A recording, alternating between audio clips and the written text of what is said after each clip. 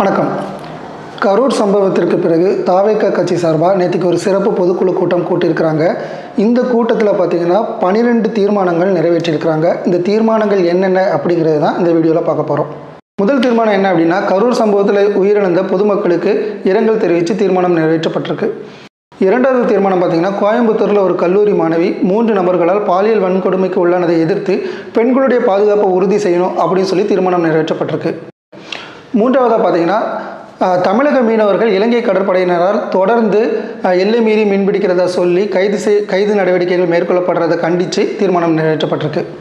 நான்காவது பார்த்தீங்கன்னா, தமிழக சட்டசபைக்கு விரைவில் தேர்தல் வரவிருக்கக்கூடிய நிலையில் வாக்காளர் தீவிர திருத்தம் மேற்கொள்ளக்கூடிய தேர்தல் ஆணையத்துடைய நடவடிக்கையை கண்டித்து தீர்மானம் நிறைவேற்றப்பட்டிருக்கு.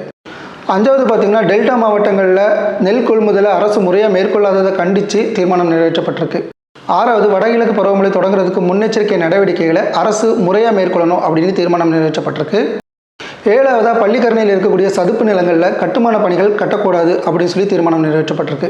எட்டாவது பார்த்தீங்கன்னா, கடந்த 4 ஆண்டு திமுக ஆட்சி காலத்தில் மேற்கொள்ளப்பட்ட தொழில் முதலீடுகள் மற்றும் வேலைவாய்ப்புகள் குறித்த முழுமையான வெள்ளை அறிக்கை வெளியிடணும் அப்படின்னு சொல்லியிருக்கிறாங்க.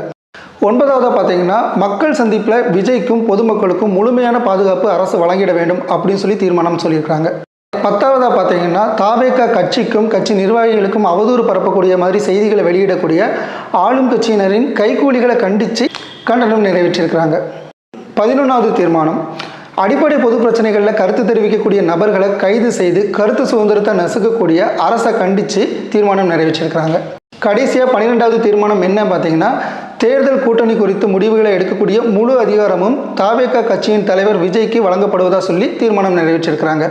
ஸோ இந்த மாதிரி 12 தீர்மானங்கள் நிறைவேற்றிருக்கிறாங்க. இந்த தீர்மானத்தை பற்றின உங்களுடைய கருத்துக்கள் எது இருந்தால் கீழே கமெண்ட்டில் சொல்லுங்கள். இது கட்சிக்கும் பொதுமக்களுக்கும் எந்த அளவுக்கு உதவியாக இருக்கும் அப்படிங்கிறதையும் கீழே கமெண்ட்டில் சொல்லுங்கள். இந்த மாதிரியான இன்ட்ரெஸ்டிங்கான அரசியல் தகவல்களை தெரிஞ்சுக்கிறதுக்கு நம்மளுடைய பார்ட் டைம் பொலிட்டிக்ஸ் சேனலை சப்ஸ்கிரைப் பண்ணுங்கள். வணக்கம்.